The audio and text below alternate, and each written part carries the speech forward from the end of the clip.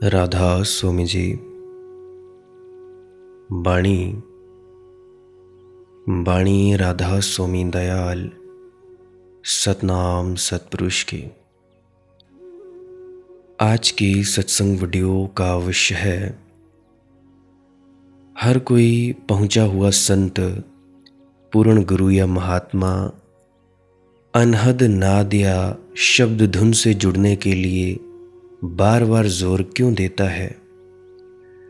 जैसा कि स्वामी जी महाराज जी की वाणी है, धुन सुनकर मन समझाई, कोट जतन से ये नहीं माने। कि शब्द धुन सुनकर ही मन को समझाया जा सकता है। तुम असंख्य यत्न कर लो, फिर भी तुम अपने मन को नहीं समझा सकते। ऐसा उन्होंने क्यों कहा। नामदान के वक्त भी हम जाते हैं तो वहाँ पे पहले जाप करने को कहा जाता है, उसके बाद कहा जाता है कि जी तुम धुन सुनो। जाप करने का वक्त कम करते जाओ और धुन सुनने का वक्त बढ़ाते चले जाओ। तो क्यों कहते हैं वो कि भाई अनहद नाद से जुड़ो, शब्द धुन से जुड़ो, क्यों कहा जाता है। एक और भी सवाल हर किसी के जहन में अक्सर आता है कि गुरु हमारा पूर्ण है, पूर्ण समर्थ है, दया मेहर हम पर कर रहा है या दया मेहर क्यों नहीं कर रहा है। ये भी एक बड़ा सवाल होता है कि दया मेहर क्यों नहीं कर रहा है गुरु हम पर, और अगर दया मेहर कर भी रहा है तो हम उस दया मेहर को अपने अंदर जज्ब क्यों नहीं कर पा रहे हैं। हम समर्पित तो हुए हैं, फिर भी गुरु की दया मेहर का इतना असर हम पर क्यों नहीं हो रहा है। कहा जाता है गुरु समर्थ है, गुरु स्वामी है, गुरु सब कुछ कर सकने में समर्थ है, फिर भी उसकी दया मेहर क्यों नहीं हमें हासिल होती है। क्यों नहीं हम उसकी दया मेहर को अपने अंदर जज्ब करने में, भजन सिमरन में तरक्की करने में उसका इस्तेमाल कर पाते हैं। तो आज हम इसी विषय के संदर्भ में संत दरिया जी की वाणी के माध्यम से आज की सत्संग वीडियो आरंभ करते हैं।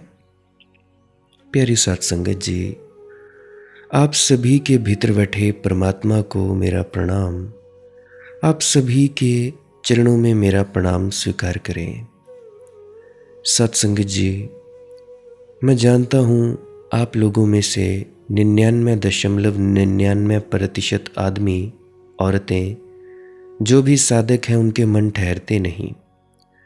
तो अगर आप लोग चाहते हो कि आपका मन ठहरे, भजन सिमरन में तरक्की हो, तो इस वीडियो को पूरा अंत तक ज़रूर सुनिएगा। क्या पता आपको कोई बात समझ में आ जाए, पल्ले पड़ जाए, आपके भीतर बात उतर जाए, जिससे कि आप भजन सिमरन के मार्ग पर आगे बढ़ सकें, अग्रसर हो सकें। तो आप जी इस वीडियो को पूरा अंत तक सुन सकते हैं। अगर नहीं सुन सकते तब भी कोई बात नहीं। जिनको ऐड से परेशानी है, ज़्यादा ऐड्स आती हैं, वो डाउनलोड भी कर सकता है। अपनी अपनी इच्छा है, अपनी अपनी मौज है, जैसा भी आप लोग चाहो वैसा कर सकते हैं। तो संत दरिया जी की वाणी है, दरिया बहु बकवाद तज कर अनहद से नेह, दरिया बहु बकवाद। यह वाणी परम संत दरिया जी की वाणी है। जैसा कि हमने पिछली वीडियोस में जाना कि हमें वकवाद नहीं करनी चाहिए, बकवास नहीं करनी चाहिए।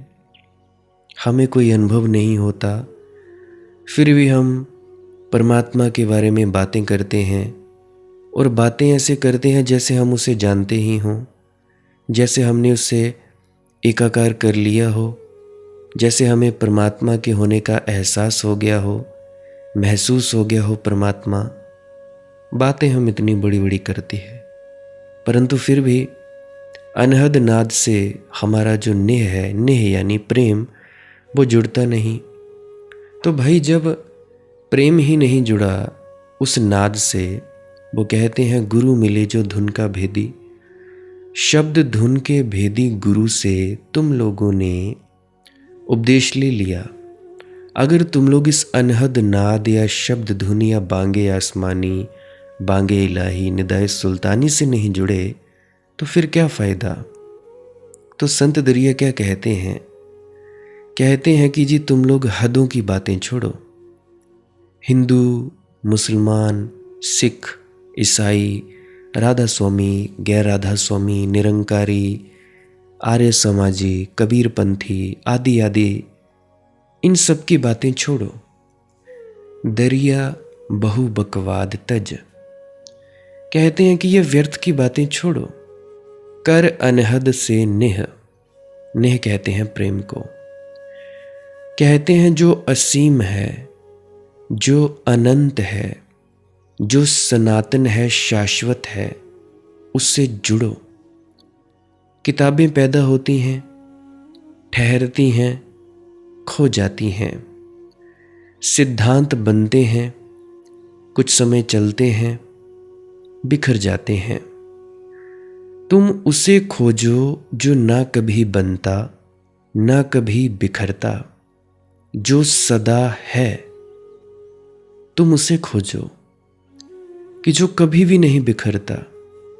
बहुत से ऐसे समझदार लोग हैं जो शब्दों के जाप को ही सब कुछ समझे बैठे हैं कि जी हम शब्दों का जाप कर लेंगे तो हमें परमात्मा की प्राप्ति हो जाएगी।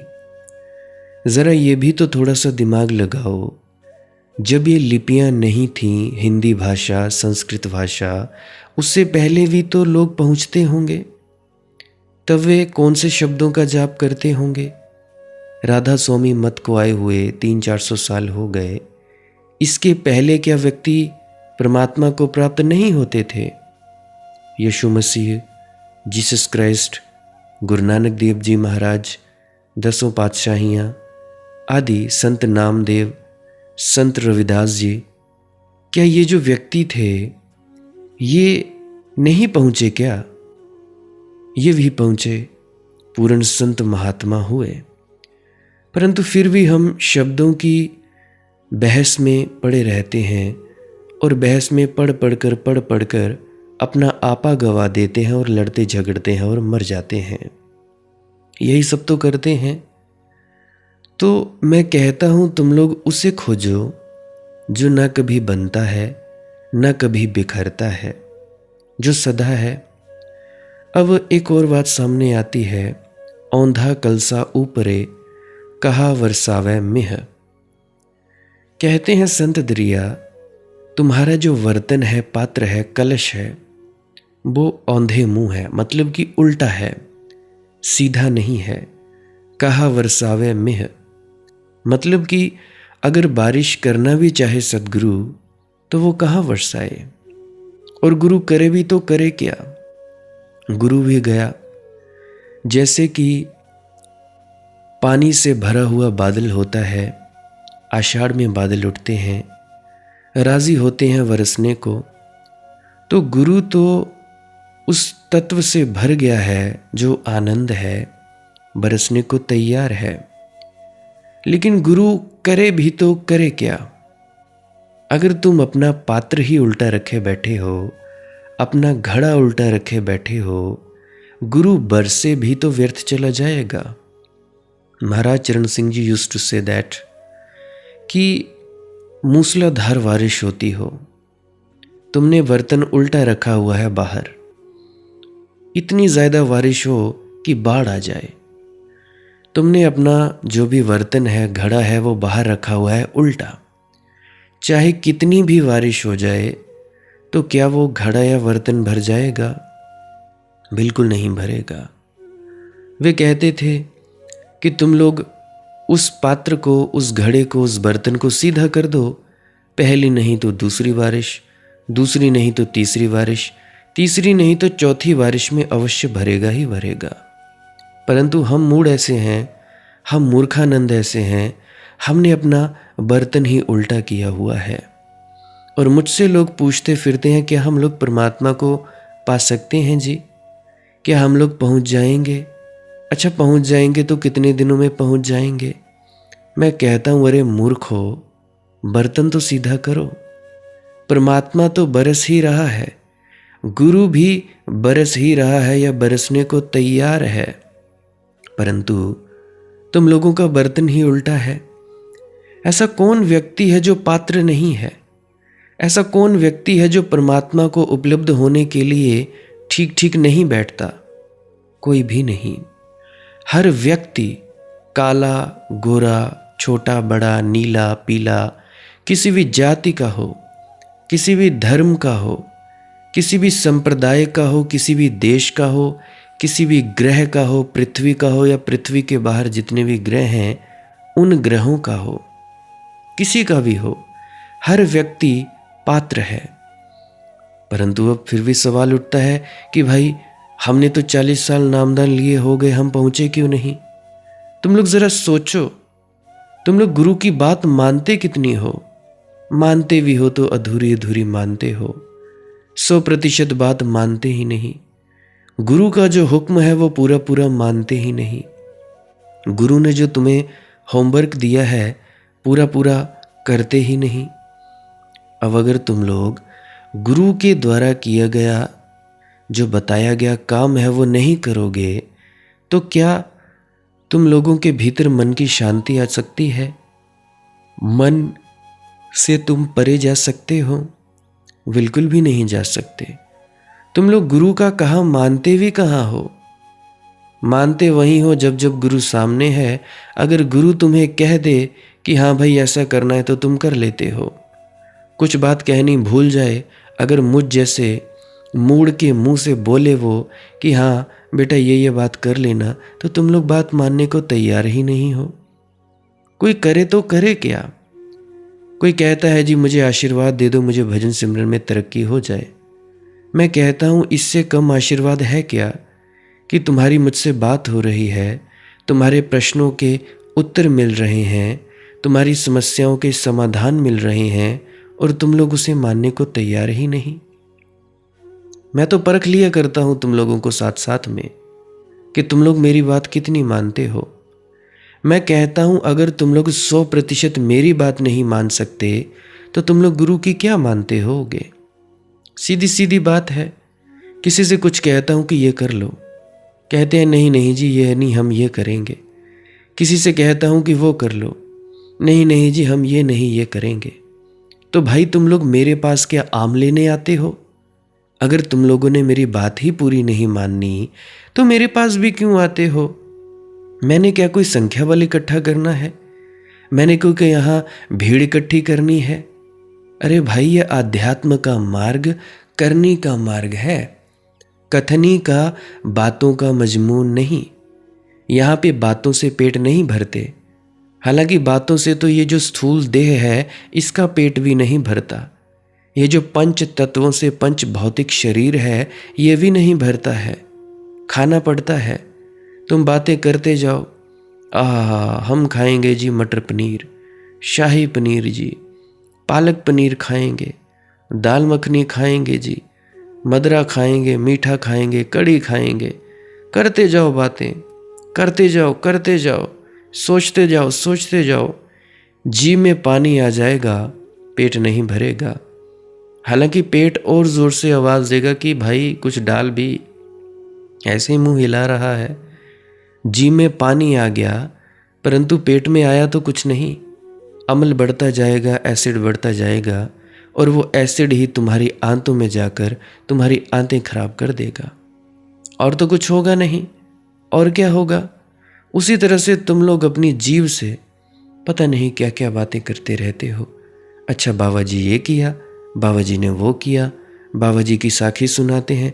अरे बाबा साखियाँ खाली सुनने से होगा क्या? तुम लोग साखियाँ सुनकर उससे प्रेरणा लो और तुम आगे बढ़ो कि हम भी ऐसे ही ध्यान में डूबें, ध्यान में उतरें।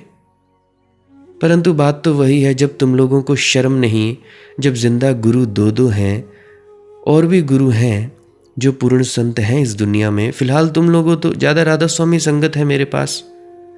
तुम लोगों को शर्म नहीं आती, दो गुरु हमें समझाने के लिए बैठे हैं, फिर भी हम उनकी आधी अधूरी बात मानते हैं और लड़ने झड़ने के लिए, झगड़ने के लिए हम तैयार हो जाते हैं। और करते ही क्या हो? तुम लोग कुछ नहीं करते। अब देखो, पानी 100 डिग्री पर गर्म होता है, ना तो वो 99 डिग्री पर उबलता है, भाप बनता है, ना तो वो 98 डिग्री पर भाप बनता है।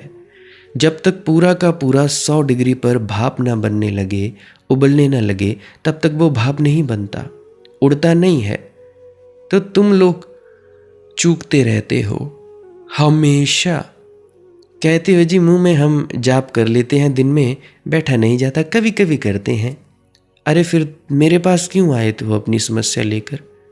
अगर तुम लोग दवाई खाओगे नहीं, डॉक्टर ने जो तुम्हें दवाई दे दी है खाओगे नहीं, तो मेरे पास क्या आम लेने आए हो? क्या लेने आए हो? मैं दूंगा क्या तुम लोगों को?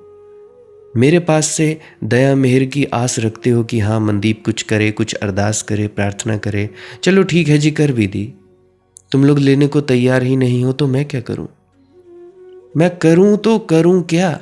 एक तरफ तुम रोते हो, चिल्लाते हो, हाय हमारे पास ये नहीं है, हाय हमारे पास वो नहीं है, हमारा भजन में ये नहीं होता, वो नहीं होता।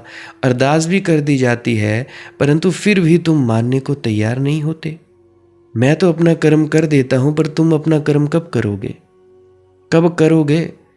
ये तो वही बात हुई, अरदास कर दो मनदीप बेटा, मुझे 2 रोटी के टुकड़े चाहिए। चलो ठीक है जी। मनदीप बेटा भी बोले हाँ ठीक है, कर दीजिए अरदास, रोटी के 2 टुकड़े चाहिए। अब आगे रोटी के 2 टुकड़े रख दिए, उठाकर तुम खाओ नहीं, तो मैं उसका करूं क्या? मुझे ये बताओ। तुम खाओगे नहीं, उस रोटी के टुकड़े को खाकर कर्म करोगे नहीं, तो तुम्हारा पेट क्या भर जाएगा? गुरु बरसने को तैयार है भैया, गुरु बरस ही रहा है, दया मेहर कर ही रहा है। क्यों तुम लोग आशीर्वाद मांगते हो? क्या ज़रूरत है? तुम लोग अपना बर्तन सीधा क्यों नहीं कर लेते? चलो अच्छा जी, बर्तन भी सीधा है, परंतु बर्तन भी मैला है, बर्तन को भी ठीक करो। अब तुम लोगों को दिक्कत होगी, मेरे साथ ही ऐसा क्यों होता है? अरे बाबा, तुम्हारे साथ ऐसा इसलिए होता है क्योंकि तुम्हारे जो माइंड की मेंटेलिटी है, जो तुम्हारी सोच विचार है, वो ठीक नहीं है। कुछ ना कुछ तो दिक्कत होगी। अरे भाई, 99% लोग तो तुम्हारे खिलाफ नहीं हो सकते जब तक कि तुम संत ना हो जाओ पूरे। एक पूर्ण संत के ही कोई 99% तक खिलाफ हो सकता है। तुम तो एक आम इंसान हो, तो अपनी कमियां सुधारते नहीं, दूसरे की कमियां बताते हो कि हाँ जी उसने ऐसा किया जी, उसने ऐसा किया तो मैं गुस्सा किया, उसने ऐसा किया तो मैं भड़का जी, तो मैं भड़की जी। अरे भाई, तुम लोग अपने आप को सुधारते नहीं, सहनशीलता तुम लोगों में नहीं, तो भाई गुरु करे तो करे क्या? मुझे इस बात का जवाब दो। क्या करे गुरु?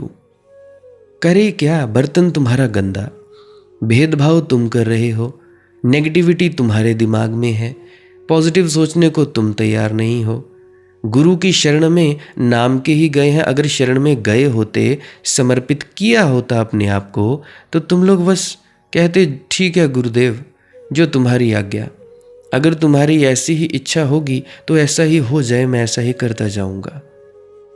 बाबा सावन सिंह जी की मुझे याद आती है, कहा करते थे क्योंकि गुरुदेव मैं आपके पास आना चाहता हूँ। नौकरी करते थे तो उनके गुरुदेव ने कहा कि देख, लोग तुझे खा जाएंगे, तू अपनी नौकरी कर, पहले नौकरी कर, जब तेरा वक्त आएगा तो तू करेगा। तो उन्होंने उनकी बात मानी, तो उनकी बात मानी तभी तो उनका फायदा हुआ, तभी तो वो आगे गुरु हो गए। अब किसी पे अगर दया मेहर हुई है, इसका मतलब ये नहीं है कि उसी के ऊपर दया मेहर हुई है, सभी के ऊपर हो रही है, हर किसी के ऊपर हो रही है। ऐसा एक पत्ता भी नहीं, एक कण भी नहीं जिस कण के ऊपर से मालिक की दया मेहर और बख्शिश विलीन है। कुछ भी तो नहीं है ऐसा इस दुनिया में। हर जगह, हर पत्ते में, कण कण में, जर्रे जर्रे में वो परमात्मा विद्यमान है। तो अगर वो परमात्मा विद्यमान है, दया मेहर की वर्षा कर रहा है, तो तुम लोग अपना वर्तन तो सीधा करो। क्यों पाखंड में पड़ते हो? क्यों पाखंडी होते फिरते हो?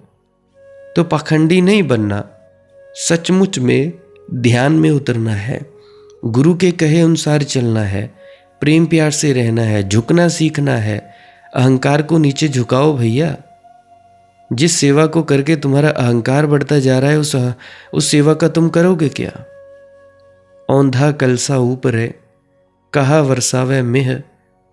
इसीलिए जो सद्गुरु होते हैं ना, वो पंडितों को ज़रा भी ध्यान नहीं देते।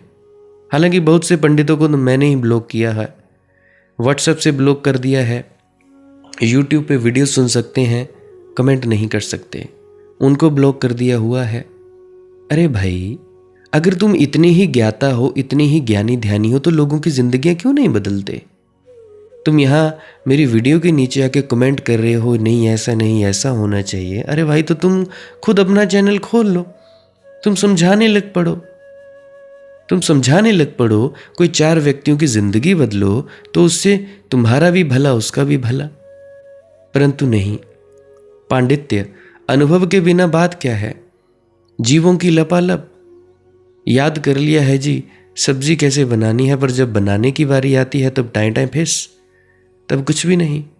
तब पता ही नहीं लौकी क्या होती है, तुरई क्या होती है, तब पता ही नहीं कि भिंडी क्या होती है, बैंगन क्या होता है। ये तो तुम्हारे हाल हैं। और फिर तुम लोग कहते हो बाबा जी दया मेहर कर दो जी। अरे बाबा करे तो करे क्या? क्या करे? दया मेहर करने को तैयार है, तुम लोग लेने को तैयार नहीं। तो सद्गुरु जो होते हैं वो पंडितों को जरा भी ध्यान नहीं देते। गुरुजीएफ की मुझे बात याद आती है। गुरुजीएफ के पास एक व्यक्ति, ओस्पेंस्की नाम था उसका, तो वो गया। तो ओस्पेंस्की बड़ा पंडित था। अब यहाँ थोड़ा सा मैं बता देना चाहूँ, पंडित मैं किसको कहता हूँ। पंडित मैं कोई जात को नहीं कहता हूँ।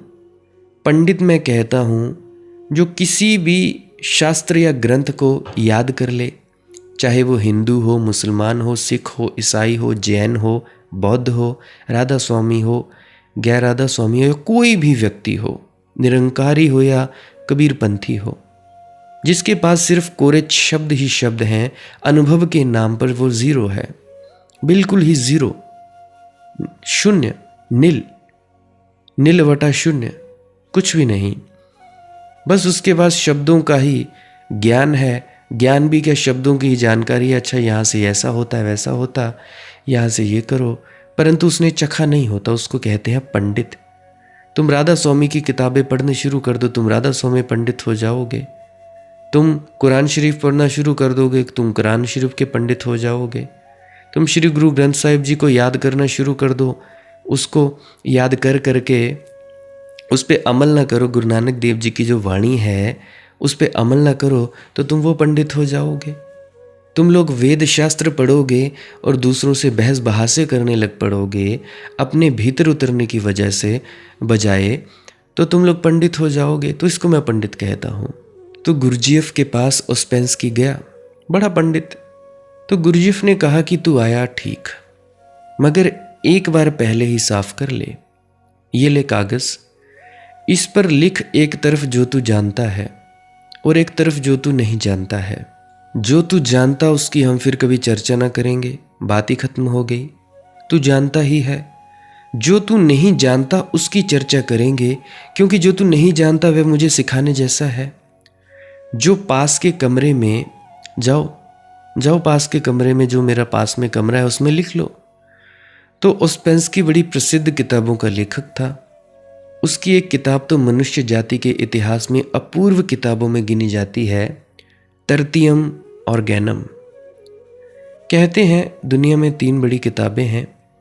एक किताब है अरस्तु की, उसका नाम है ऑर्गेनमः सिद्धांत। दूसरी किताब है वेकन की, उसका नाम है नोदन ऑर्गेनमः, नया सिद्धांत।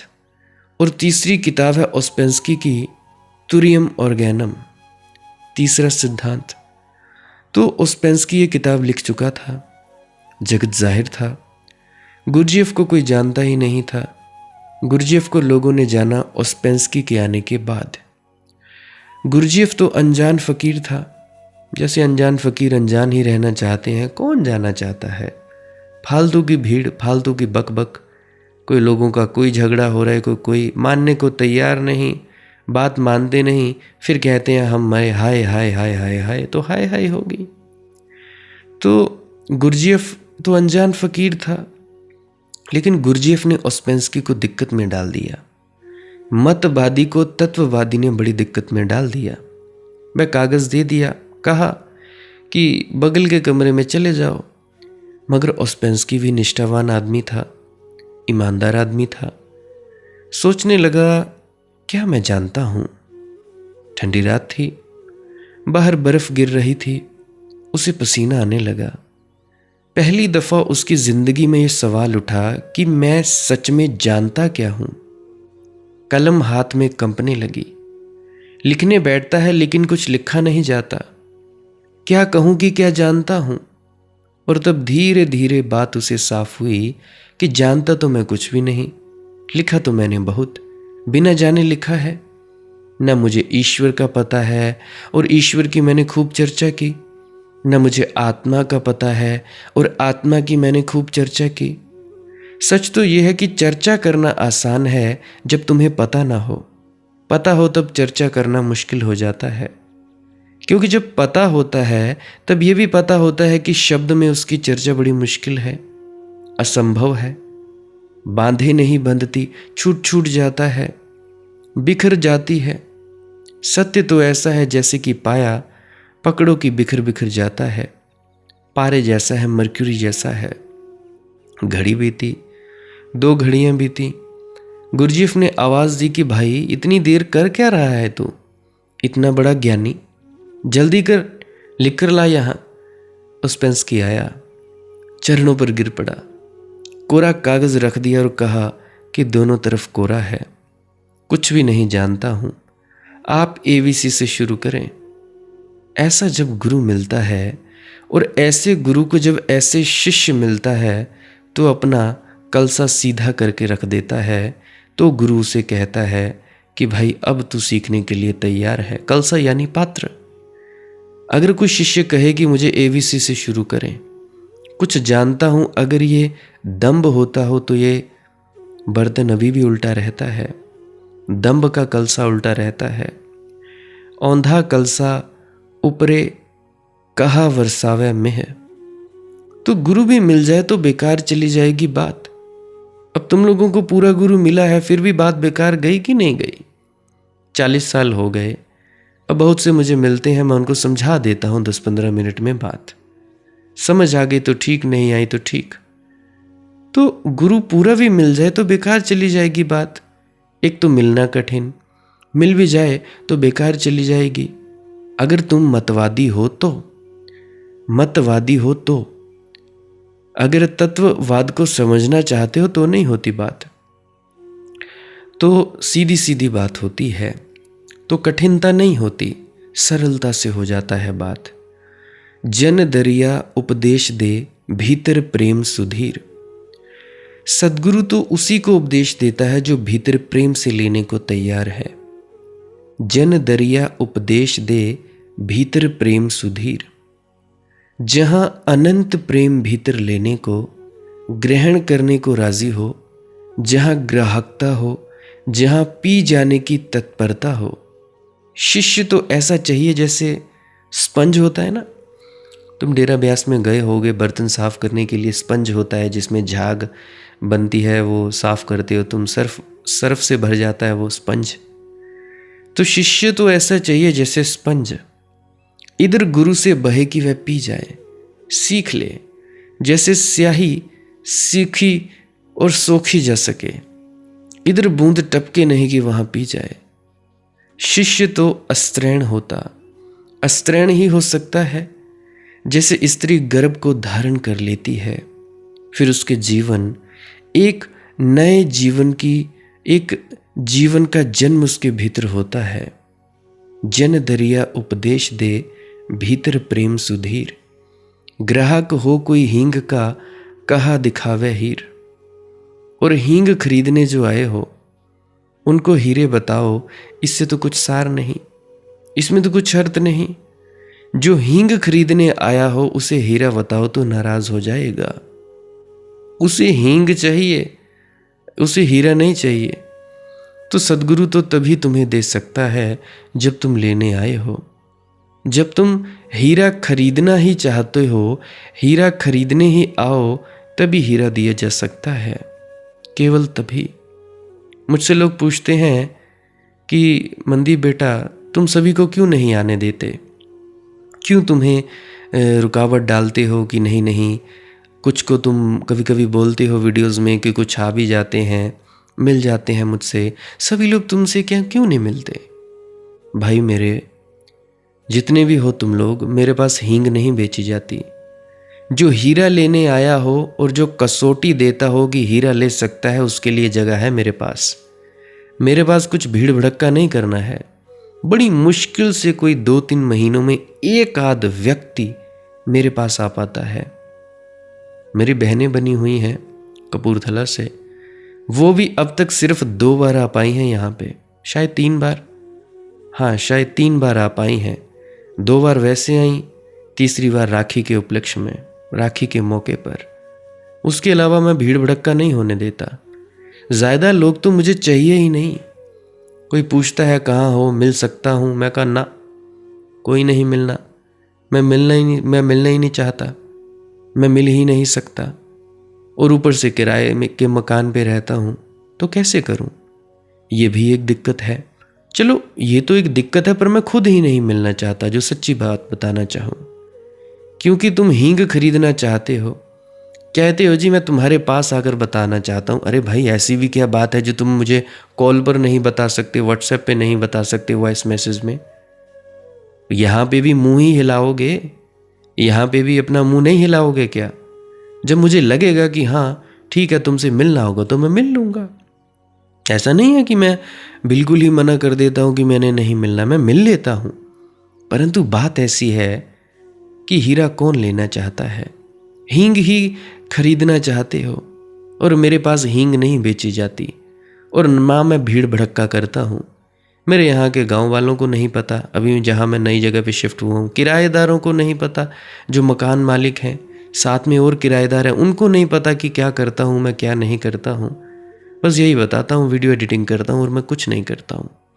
हाँ, वीडियो एडिटिंग करता तो हूँ, लोगों के लिए काम करता हूँ, परंतु ये नहीं बताता कईयों को कि मैं सत्संग भी फरमाता हूँ, कि मैं ये क्यों करता हूँ, कैसे रहता हूँ।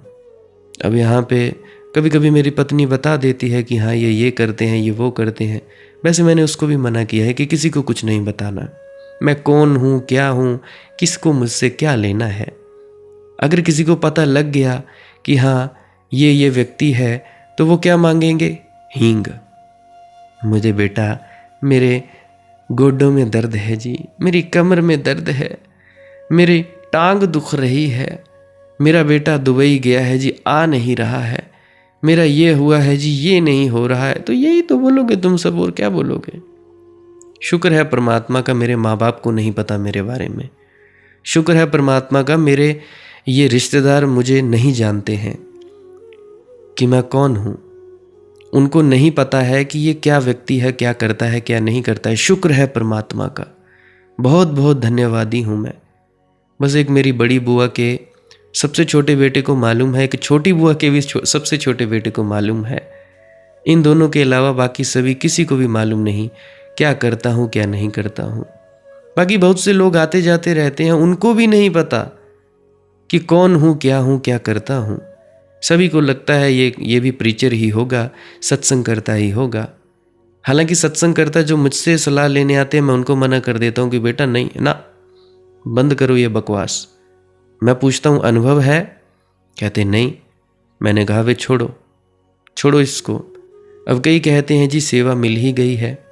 फिर मैं कहता हूँ मेहनत करो। कहते क्या मेहनत करें जी, किसमें? बोलने में मेहनत करें? मैं कहता नहीं भाई नहीं, बोलने में नहीं मेहनत करनी, अनुभव में मेहनत करनी है।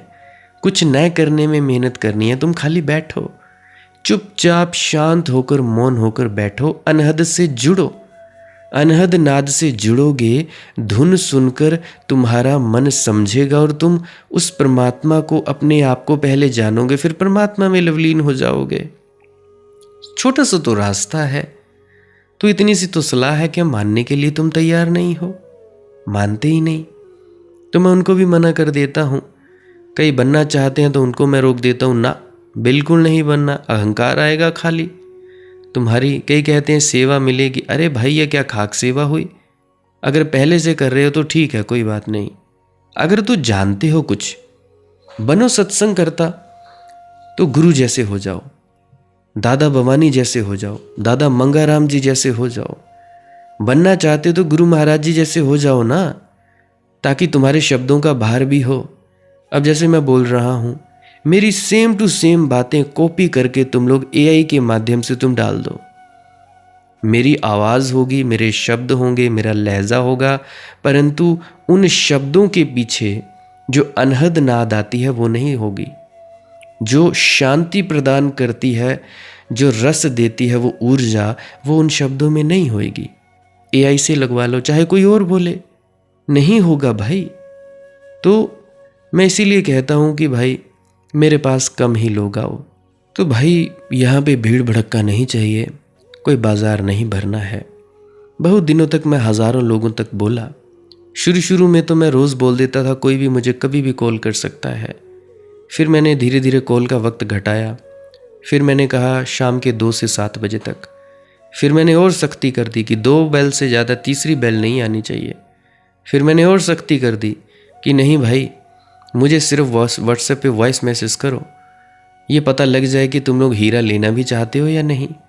मैंने देखा कोई हीरा लेने वाला है नहीं। पहले तो मैं हर किसी से कॉल पे बात करता था, मेरा धंधा ही यही था, मैं और कोई काम धाम नहीं करता था, मैं सिर्फ यही करता था। फिर शादी हो गई, यहाँ तक कि परिवार वालों को भी मेरा वक्त नहीं मिल पाता था। फिर मैंने देखा भाई कि वे सब, तुम जो लोग हो वो हीरे लेने वाले तो नहीं है, हींग खरीदने वाले हैं। मैं सभी से हीरों की बात किए जा रहा हूँ, सिर मारा मारी होती, कुछ अर्थ नहीं। सुन भी लेते हैं तो ज़्यादा से ज़्यादा मनोरंजन है। जीवन को दांव पर लगाने की साहस और हिम्मत है ही नहीं। कुतूहल से मुझे सुनने आ गए हैं, न जिज्ञासा है, मुमुक्षा तो बहुत दूर, कुतूहलवश आ गए हैं, देखें कि क्या कहते हैं ये महात्मा, कि शायद मतलब की बात मिल जाए। ऐसे ही चले आए हैं, नहीं गए सिनेमा में तो उठकर यूट्यूब चैनल पे आ गए हैं कि भाई गपशप करते या और कुछ करते। चलो सोचा आज इसी को ही सुन लेते हैं, बाकियों को भी सुनते हैं, इसको भी सुन लेते हैं। नहीं भाई नहीं, लाखों लोगों के बीच बात करके मुझे ये पता चला कि शायद थोड़े से ही लोग हीरे की तलाश में हैं। इसीलिए उनके लिए ही निमंत्रण है जो हीरे की खोज को तैयार हैं।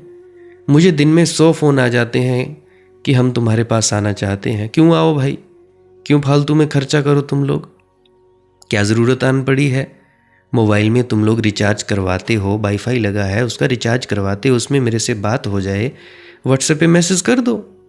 क्यों मेरे पास आना है, मैं अपने आप चुन लूँगा जिसको मेरे पास आना होगा। हालांकि मैं खुद उठकर यहाँ से चला जाता हूँ उनके पास जो वाकई हीरा लेना चाहते हैं। यूँ कहा जाता है कि प्यासे कुओं के पास जाते हैं, कभी कभी कुआं भी प्यासों के पास चला जाया करता है। यहाँ उलटवासी है भैया। तो भाई हींग खरीदने मत ही आओ। तो सभी के लिए मेरे पास निमंत्रण नहीं है कि भाई सभी लोग मेरे पास आओ। कभी 2-3 महीनों में एक आध पुरुष या स्त्री वही मेरे पास आ पाता है कभी, और वो विरले ही होंगे जो मेरे पास डेली 3-4 दिन में मिलते होंगे। एक बरगल वाले भैया थे, अब तो वहाँ से मैं शिफ्ट हो गया, तब उसके पास भी जाना नहीं होता। एक और हैं श्री श्री रविशंकर जी जो हैं, उनके वो शिष्य हैं, उनके पास भी जाना बहुत कम हो गया है। सीधा काम है, दूध वाली आंटी के पास वो बिठा लेते थे, उनके पास भी अब मैंने बैठना बंद कर दिया है। क्या ही बैठना, हींग के व्यापारी हैं बेटा, ये हो जाए वो हो जाए। अब उनके जो पति थे उनकी शराब छूट गई। मैंने कहा कि अंकल तू शराब पी के ये धूप अगरबत्ती करता है, ये क्या बात हुई।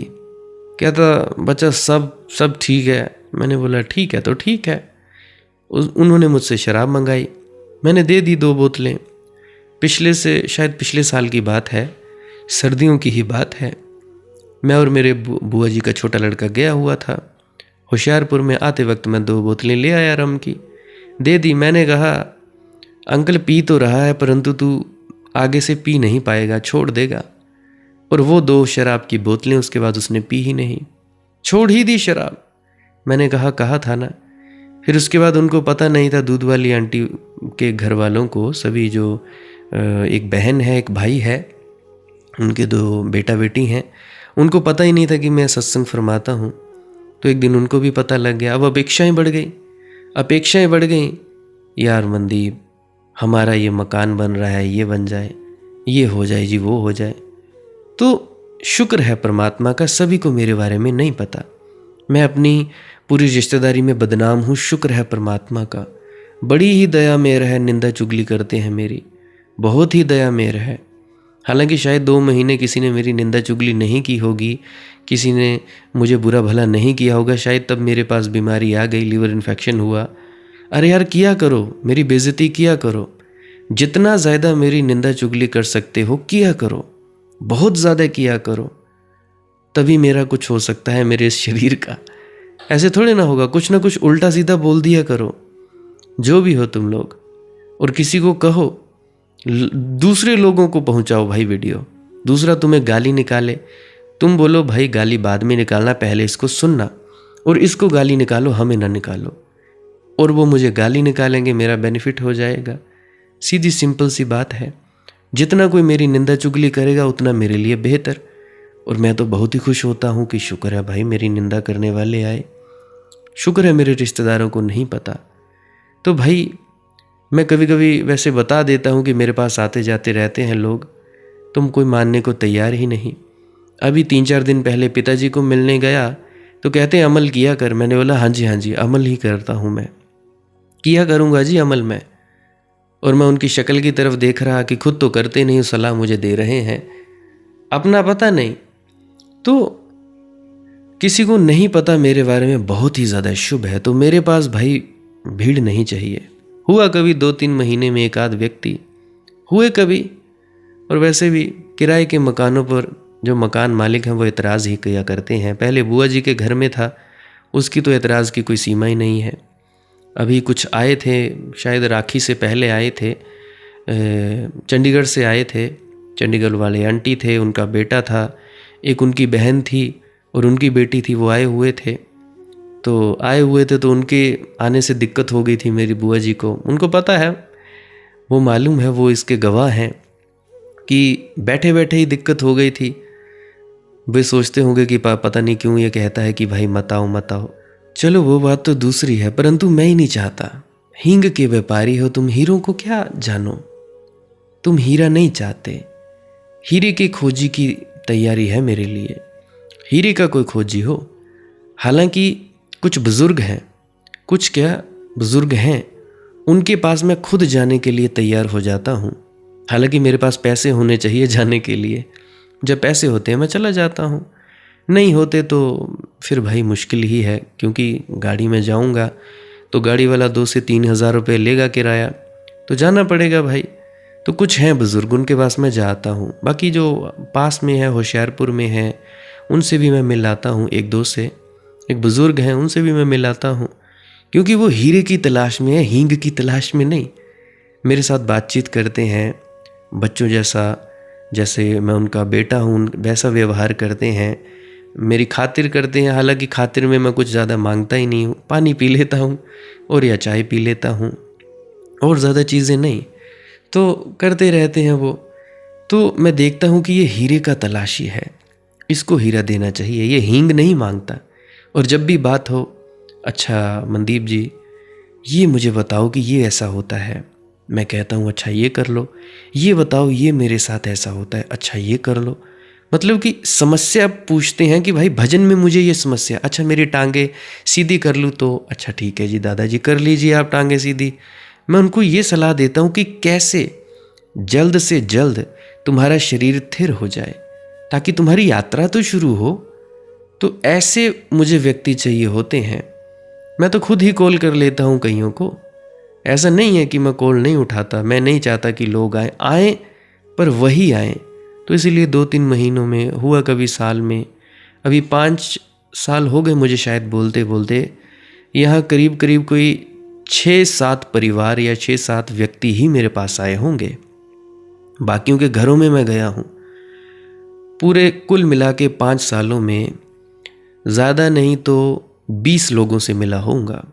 पूरे 20 लोगों से मिला होऊंगा जो स्पेशल मेरे पास आए थे या मैं उनके पास गया। जब पैसे होते हैं तो मैं चला जाता हूँ। बाकी जो निकट के हैं जहाँ पे बस में यात्रा हो सकती है तो मैं बस में कर लेता हूँ, क्योंकि गाड़ी थोड़ी महंगी पड़ती है। अब गाड़ी वालों का भी अपना सिलसिला होता है। तो हीरे के खोजी की तैयारी, जन दरिया उपदेश दे, भीतर प्रेम सुधीर, ग्राहक को हो कोई हींग का, कहाँ दिखावे हीर, दरिया गैल जगत को क्या कीजे सुलझाए। और ये पागल दुनिया को, पूरी पागल दुनिया को समझा सुलझाने से भी क्या होने वाला है। सोचो, ये कोई सुलझने वाली नहीं है, समझने वाली नहीं है।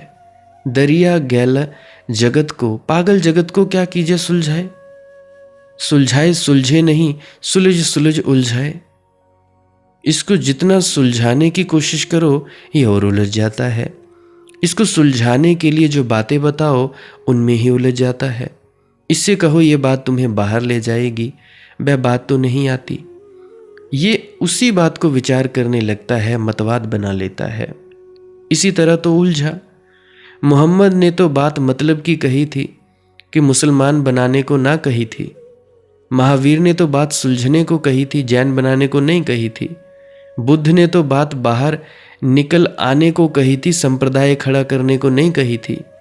लेकिन हुआ यह, बुद्ध ने कहा है मेरी मूर्ति मत बनाना, और बुद्ध की सबसे ज्यादा मूर्तियां बनी हैं दुनिया में। बड़े मजे की बात है, इतनी मूर्तियां बनी कि उर्दू, पर्शियन और अरबी में जो बुत शब्द है वह बुद्ध का ही रूप है। इतनी मूर्तियां बनी कि अरबी मुल्कों में पहली दफा उन्होंने जब मूर्ति देखी तो बुद्ध की ही देखी। तो बुद्ध को उन्होंने बुत, वही मूर्ति का पर्यायवाची हो गया। बुत परस्ती का मतलब होता है बुद्ध प्रस्ती। और बुद्ध जिंदगी भर कहते रहे मेरी मूर्ति मत बनाना, मगर मूर्ति बनी। तो दरिया ठीक ही कहते हैं, दरिया काफी अनुभव की बात कहते हैं। दरिया गैला जगत को क्या कीजिए सुलझाए, सुलझाया सुलझे नहीं, सुलझ सुलझ उलझाए। यहाँ जितने सुलझाने वाले आए, उन्होंने जितनी बातें सुलझाने को कहीं, वे सब उलझाने का कारण बन गई। बच्चों के हाथ में तलवार पड़ गई, खुद को भी काट लिया, दूसरों को भी अंग भंग कर लिया। दरिया गैला जगत को क्या कीजिए समझाए, रोग नीसरे देह में पत्थर पूजन जाए। ये ऐसे पागल हैं, इनको कार्य कारण तक का होश नहीं है। चेचक का रोग निकल आता है शरीर में और जाते हैं किसी पत्थर को पूजने, काली माता को पूजने चले। इनको इतना भी होश नहीं कि कार्य करता तो देखो, शरीर में बीमारी है तो शरीर का इलाज करो। कहते हैं जी माता निकल आई, तो शरीर के चिकित्सक के पास जाओ भाई, पत्थर को पूजने चले। दरिया गैला जगत को क्या कीजिए समझाए, इन पागलों को क्या समझाने से होगा। रोग नीसरे देह में पत्थर पूजन जाए। इनको कार्य कारण का संबंध तक होश में नहीं है, तो इनको परम तत्व की बात कहने से कुछ अर्थ नहीं है। ये सुन भी लें तो सुनेंगे नहीं, सुन लें समझेंगे नहीं, समझ लें कुछ का कुछ समझ लेंगे। ऐसे तो हो तुम लोग पढ़े लिखे मूढ़, तुम लोगों से तो अनपढ़ अच्छे। तुम लोगों में से काफ़ी लोग ऐसे हैं जो अनपढ़ हैं, बेपढ़े लिखे हैं, स्कूल गए ही नहीं। 15 मिनट की उनसे बात हुई, बस सीधे सीधे चल पड़े, बस सीधी सीधी बात। और कुछ तो पहुंच भी गए, पहुंचने का मतलब आत्मज्ञान को उपलब्ध हो भी गए। और तुम लोग हो 40 सालों से नहीं पहुंचे, तो भाई कुछ ना कुछ तो कमी है। तुम्हें अहंकार है, कुछ ना कुछ तो कमी है भाई। कंचन कंचन ही सदा, कांच कांच सो कांच। तो ये बड़े अपूर्व वचन हैं, हृदय में संभाल कर रख लेना। कंचन कंचन ही सदा, कांच कांच सो कांच। दरिया झूठ सो झूठ है, सांच सांच सो सांच। झूठ को लाख सिद्ध करो, सिद्ध नहीं होता। मतवादों को कितना ही सिद्ध करो, कुछ सिद्ध नहीं होता। इसीलिए तो कोई मतवादी जीत नहीं पाता। सदियां बीत गई, हिंदू मुसलमान से विवाद कर रहे हैं, कौन जीता कौन हारा भाई। नास्तिक आस्तिकों से विवाद कर रहे हैं, कौन जीता कौन हारा। कब तक विवाद करोगे, निर्णय होता ही नहीं। कंचन कंचन ही सदा, कांच कांच सो कांच, अनुभव ले जाएगा स्वर्ण पर। ये कांचों को बैठे और विवाद करते रहने से कुछ भी ना होगा। सोना सोना है, कांच कांच है, दरिया झूठ सो झूठ है, सांच सांच सो सांच। और जो सच है वह सच है। सच को सिद्ध नहीं करना होता, सच को जानना होता है, देखना होता है, दर्शन करना होता है। सत्य का दर्शन शास्त्र नहीं बनाना होता, सत्य का दर्शन होता है। आंख खोलनी होती है, कानों सुनी सो झूठ, सब आंखों देखी सांच। सिद्धांत तो कान से सुने जाते हैं, अब हिंदू तुम कैसे बने? अब सुनो। दरिया कहते हैं कानों सुनी सो झूठ सब, कान मत फुकवाना किसी से। कान फुकवा लिया हिंदू बन गए, कान फुकवा लिया मुसलमान बन गए। सिद्धांत तो कान से सुने जाते हैं, तुम कैसे हिंदू बने? माँ बाप से कान फूके। तुम कैसे राधा स्वामी बने? माँ बाप से कान फूके। राधा स्वामी पुस्तकें पढ़ी, बचपन से ही तुम्हें सत्संग सेंटर ले जाया गया, कैसे बने? हिंदू कैसे बने? मंदिर में भेजा, गीता पढ़वाई, रामायण सुनवाई, सत्यनारायण की कथा करवाई, तुम कैसे बने हिंदू? कान से बने। और कान से भी कहीं कोई सत्य का अनुभव होता है? कानों सुनी सो झूठ, सब आंखों देखी सांच। अपनी ही आंख पर भरोसा करना, किसी और पर भरोसा मत करना। किसी और ने देखा होगा, देखा होगा। तुम जब तक ना देख लो तब तक रुकना मत, अपना देखा ही काम पड़ेगा। प्यास लगी हो तो ही बुझेगी, दूसरे ने कितना ही पानी पिया है इससे क्या होगा? मेरे पास लोग आते हैं कॉल पर जी, कहते हैं महावीर स्वामी ने ऐसा अनुभव किया। किया होगा, जरूर किया होगा भाई, उनकी प्यास बुझ गई, इससे तुम्हारी प्यास बुझती? कहते हैं जी स्वामी जी महाराज ने ऐसा अनुभव किया। अरे किया होगा, मुझे क्या लेना देना और आपको क्या लेना देना? किया तो किया, क्या तुम्हारी प्यास बुझी? अब तुम काहे को शोरगुल मचा रहे हो? तुम किस बात की ढोल नगाड़े बजा रहे हो? तुम ही पियो। श्री कृष्ण ने पिया होगा तो नाचे। तुम्हारे जीवन में कहीं नाच दिखाई पड़ता? श्री कृष्ण की मूर्ति की पूजा कर रहे हो, लड्डू गोपालों की। अरे भाई नाचो, तुम्हारे जीवन में कुछ घटे, आंख तुम्हारी देखे। कानों सुनो सो झूठ, सब आंखों देखी सांच। दरिया देखे जानिए, यह कंचन यह कांच। और जब देखोगे तभी जानोगे कि क्या कंचन है और क्या कांच है, क्या असली सोना और क्या पीतल। पीतल भी सोने जैसा चमकता है, लेकिन सभी चमकने वाली चीजें सोना नहीं होती। और कभी कभी तो पीतल भी इस तरह चमकाया जा सकता है कि सोने को भी मात करता मालूम पड़े।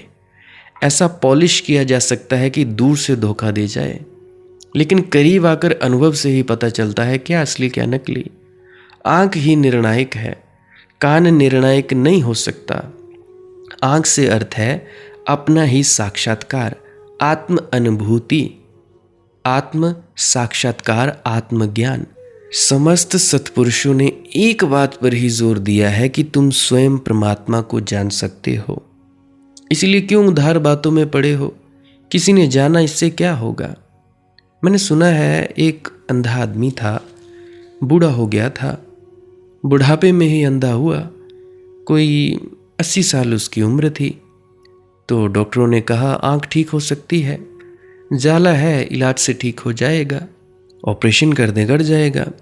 लेकिन बूढ़ा जो पंडित था उसने कहा क्या सार, अब इस बुढ़ापे में क्या सार जी, साल 2 साल जीऊँ ना जीऊँ क्या पता, अब इसमें कौन झंझट में पड़े, फिर मेरे घर आंखों की कोई कमी नहीं है। पंडित था, तर्कवादी था, मतवादी था। तो डॉक्टर ने पूछा क्या मतलब?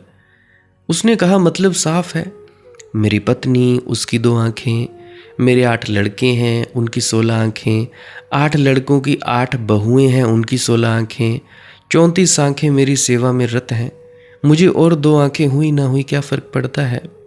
डॉक्टर भी रह गया, क्योंकि क्या कहे, बात तो ठीक ही कह रहा है। 34 आंख हैं कि 36 कितना फ़र्क पड़ता है। 2 आंख कम हुई, 34 आंखें सेवा में लगी हैं। मगर संयोग की बात, कोई 15-16 दिन बाद घर में आग लग गई। लकड़ी का घर था, पुरानी बात है। तो 34 आंखें बाहर निकल गईं, बूढ़ा भीतर रह गया। तब छाती पीटकर चिल्लाने लगा, लगी लपटों में भागने लगा, इस दरवाजे से उस दरवाजे। उसे कुछ सूझे नहीं, भयंकर आग लगी। तब उसे याद आया कि आंख अपनी ही हो तो काम आती है। जो 34 आंखें बाहर निकल गईं, बाहर आकर उनको याद आया कि बूढ़ा तो पीछे छूट गया भैया, अब क्या करें। मगर जब घर में आग लगी हो तो तुम्हारी आंखें तुम्हारे पैरों को दौड़ाती हैं, दूसरों को पैरों को नहीं दौड़ा सकती। तुम्हारे पैर तुम्हारी आंखों को लेकर बाहर हो जाते हैं। अब आग लगी हो तो अपनी चिंता स्वाभाविक पहले होती है। जब बाहर निकल गए खतरे के बाहर, तब उन्हें याद आई, नहीं याद आई ऐसा भी नहीं, याद आई कि बूढ़ा तो घर में रह गया, लेकिन अब करें तो करें क्या। रोने चिल्लाने लगे। बूढ़ा मरते वक्त जब आग में भुना जा रहा था तब उसे समझ में आई, मगर ये बहुत देर हो चुकी थी। इतनी देर तुम्हें ना हो, इतनी ही मेरी प्रार्थना है। मैं यही कहता हूँ, आंख अपनी पैदा करो, ध्यान में डूबा करो। आज के लिए बस इतना ही। किसी का कोई दुख तकलीफ हो, प्रश्न हो, कोई भी समस्या हो, कमेंट सेक्शन में खुलकर लिख देना। कोई भी बोझ हल्का करना हो, दिल हल्का करना हो, कमेंट सेक्शन में लिख देना। जो भी हो, जैसा भी हो, बस लिख डालना, खुले दिल से लिख डालना। कितना भी लिखो, कितने भी कमेंट्स करो, कोई पाबंदी नहीं है, कोई रोक टोक नहीं है, खुला है कमेंट सेक्शन। जो मर्जी बोलना है बोलते जाओ। कोई दुख है, तकलीफ है, कोई बोझ है, ये है वो है, सब बोलते जाओ, कोई चक्कर की बात नहीं। बाकी पुरानी वीडियोस को भी अवश्य सुना करो, उनसे भी आप लोगों का फ़ायदा हो सकता है। बाकी मेरी तो यही अरदास है कि आप सभी आत्मज्ञान को उपलब्ध हो जाए, आप सभी अमल करें मेरी बातों पर। जो मैंने कहा है उन बातों पर अमल करें। जो जो कहा गया है भाई ठीक से समझो, परखो और आगे बढ़ो। नहीं समझोगे तो उसमें मेरा क्या ही जाएगा। बाकी मेरी बातों को मोटिवेशनल टाइप मत लेना, अमल करना, क्योंकि अमल करने से ही फ़ायदा होगा। अमलां दे होणगे नवेड़े, खड़ी रहणगियां जाता। उथे अमलां दे होणे ने नवेड़े, किसे नी तेरी जात पुछणी। अमलों के निवेड़े होंगे। भजन सिमरन के बारे में नहीं पता, मैं रिमाइंड करवाने के लिए भी एक क्लिप लगाने वाला हूँ, उसको आप जी ज़रूर सुन लीजिएगा। भजन सिमरन क्या है, श्वास क्रिया क्या है, कुछ ना करना क्या होता है, मैं थोड़ा अभी क्लिप लगाने वाला हूँ, उसको सुनकर ज़रूर जाइएगा। भजन सिमरन क्या है? भजन और सिमरन दो अंग हैं। सिमरन है कुछ शब्दों का जाप करना जो आपको आपके सद्गुरु द्वारा बताए जाते हैं। कोई भी जाप हो सकता है, कोई भी शब्द हो सकते हैं। करना क्या है? किसी कमरे में बैठ जाइए, या रात को बैठ सकते हैं, सुबह बैठ सकते हैं, या जब भी आपको फुर्सत के लम्हे मिले बैठ सकते हैं। तो जब बैठें तो शरीर को बिना हिलाए डुलाए बैठना है। जो बैठ नहीं सकता तो वो लेट जाए, जो चौकड़ी नहीं मार सकता वो टांगे सीधी कर ले। कोशिश ये रहनी चाहिए कि ज़्यादा से ज़्यादा वक्त शरीर को बिना हिलाए डुलाए बैठा जाए। उसके बाद अपने शब्दों का जाप शुरू कर दें। आंख बंद रखें, आंखों पर ज़्यादा जोर नहीं लगाना है, कोई कष्ट नहीं देना है, नहीं तो सर में दर्द होगा और फिर आप लोगों को परेशानी हो सकती है। तो आपने क्या करना है? चुपचाप शांत होकर बैठे रहना है, शब्दों का जाप शुरू कर देना है। जितनी देर भी आप करना चाहो, आधा घंटा, पौना घंटा, 10 मिनट, 15 मिनट, या जितनी भी आपको आपके सद्गुरु द्वारा दिया गया निर्देश है, जितना निर्देश है उसका पालन कीजिए। और उसके बाद दूसरा स्टेप करना बड़ा ही ज़्यादा ज़रूरी है। वो क्या है? वो उसी अवस्था में बैठे रहें या आसन भी बदल सकते हैं। ये जो शब्दों का जाप होता है ये एकाग्रता के लिए होता है, ताकि मन की एकाग्रता आ जाए। और जब मन की एकाग्रता आ जाए फिर दूसरा कदम क्या है? धुन सुनने के लिए बैठना। चुपचाप बैठे रहें, आंख बंद है, शब्दों का जाप बंद कर देना है। और अगर कोई भी आपके गुरु महाराज है, उनको आप स्मरण कर रहे थे, याद कर रहे थे, आंखों के सामने शक्ल ला रहे थे, तो उसको लाना बंद कर दीजिए। शब्द धुन सुन रही है तो सुनते रहिए। आंख बंद करके अंधेरे में ही टिके रहें। टिके रहना है और ये इच्छा नहीं करनी है कि कुछ दिखे, कहीं पहुंचा जाए, परमात्मा को पाना है, ये करना है, वो करना है। याद रखें, ना कुछ समझना है, ना कुछ देखना है। ऐसे ही अज्ञानी होकर इसी अंधेरे में पड़े रहें। इसी अंधेरे में पड़े रहना है बस। उसके बाद जो होगा सो होगा। और अगर कोई अनुभव हो भी गया तो इससे ये नहीं कि अगली बार फिर से कामना करनी है कि ये वैसे ही हो। कामना ही सबसे बड़ी अड़चन है, इच्छा ही सबसे बड़ी अड़चन है, किसी चीज की तृष्णा करना ही सबसे बड़ी अड़चन है, मांग ही वासना है। अगर परमात्मा चाहिए तो कुछ नहीं मांगना है, चुपचाप बस बैठो, अपने आराम में बैठो, अपने विश्राम में बैठो। धीरे धीरे धीरे वो होगा जो होना चाहिए। अगर मैं ज़्यादा बोलूँगा तो आप लोग फिर से उसकी कल्पना कर लोगे कि जी ऐसा होता है, खंड ब्रह्मांड ऐसे होते हैं, चांद तारे दिखेंगे, फलाना ढिकाना। तो मैं ऐसा नहीं कहूँगा, मैं बस इतना कहूँगा जो कुछ दिखता है, कुछ भी दिख जाए, वो मन है, वो माया है। जो नहीं दिखता वही आत्मा है, वही आत्मा में होना है। अब जैसा कि तुम लोग इसी अंधेरे में टिके रहोगे, टिके रहोगे, टिके रहोगे, तो कुछ दिनों के बाद या महीनों के बाद एक प्रकाश आएगा। वो प्रकाश पूरे शरीर में फैलता जाएगा और धीरे धीरे तुम इस प्रकाश के सहारे अपने आप में स्थित होगे। अब देखो, इस प्रकाश को देखने वाले भी तुम हो और इस शब्द धुन को सुनने वाले भी तुम हो। अब जो ये शब्द धुन को सुनता है और प्रकाश को देखता है, ये तुम हो। तो अपने आप में स्थित होना है, अपने आप को जानना ही सच्चा आत्मज्ञान है। खुद को जानना, खुद को जान लिया, मालिक को फिर जान जाओगे। तो इतनी सी प्रक्रिया है।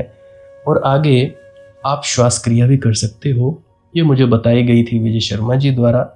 वो एक उच्च कोटि के संत हैं, तो उन्होंने मुझे बताई, और मेरा फर्ज बनता है कि आप सभी को बताऊं। वैसे तो मैं रोज रोज बताता हूं, फिर भी आज फिर से बता रहा हूं। श्वास क्रिया क्या है? नाक से सांस लेना है, मुंह से छोड़ना है।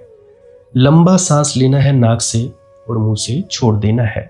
15 मिनट करें, 20 मिनट करें, आधा पौना घंटा, जितनी देर भी आप कर सकते हो करें। करने के बाद करना कुछ नहीं है, चुपचाप आंख बंद करके बैठ जाना है। लेट सकते हो तो लेट सकते हैं, वो आपकी अपनी इच्छा है। नींद आ जाए तो सो जाना है, शरीर को कष्ट नहीं देना है। अगर सर घूमे घूमने देना है, अगर आपका शरीर कांपे तो कांपने देना है। उसकी आपने दिक्कत, परेशानी और चिंता नहीं लेनी है, ये सब होता ही है। और मरने से डर लगे तब भी नहीं डरना है, ये होता ही है। क्या कहा मैंने? 15 से 20 मिनट कर सकते हैं, उसके बाद चुपचाप बैठें और अपने भीतर अपने आप उतर जाओगे। ठीक है जी। प्रेग्नेंट लेडीज़ बिल्कुल ना करें, जिनको दिल की बीमारी है या गोलियां वगैरह खाते हैं वो भी बिल्कुल ना करें, और बाकी सब कर सकते हैं। जिनको नींद नहीं आती वो अवश्य करें, और जिनको थोड़ा डिप्रेशन रहता है वो भी अवश्य करें, और जिनके बच्चे थोड़ी पढ़ाई में कमज़ोर हैं वो भी ज़रूर करें। बाकी आपकी मौज है, करना हो करिए, नहीं तो आपकी अपनी अपनी इच्छा है। और ध्यान दें, जब सिमरन करें तो उसके बाद सीधा भजन पे बैठें, और जब ये श्वास क्रिया करें तो इसके बाद सीधा भजन के लिए बैठें। अलग अलग प्रक्रियाएं हैं, एकाग्रता के लिए है श्वास क्रिया और एकाग्रता के लिए ही है भजन सिमरन। सिमरन भी एकाग्रता के लिए और श्वास क्रिया भी एकाग्रता के लिए। ठीक है, मिक्स नहीं करना है, अलग अलग करिए। अगर श्वास क्रिया करी तो उसके बाद सीधा धुन सुनने पर बैठें। अगर सिमरन के शब्दों का जाप किया उसके बाद फिर से धुन सुनने पर बैठें। बाकी आपकी अपनी मौज है, जो आपको रुचे वो कर सकते हो। अगर धुन सुनने लगे तो धुन सुनने पर ही डायरेक्ट बैठा जाए, परंतु श्वास क्रिया मत छोड़ना, क्योंकि श्वास क्रिया करने से शारीरिक, मानसिक और आध्यात्मिक लाभ मिलता है। तो बाकी आप कीजिए, आपकी मौज है। और कोई प्रश्न है तो कमेंट सेक्शन में पूछ सकते हैं, या इंस्टाग्राम, टेलीग्राम, फेसबुक पे सर्च करें मालिक की मौज सत्संग, तो वहाँ पे पूछ सकते हैं। प्रश्न पूछने से पहले एक विनती, आप लोग पुरानी सत्संग वीडियोस को अवश्य सुनिए।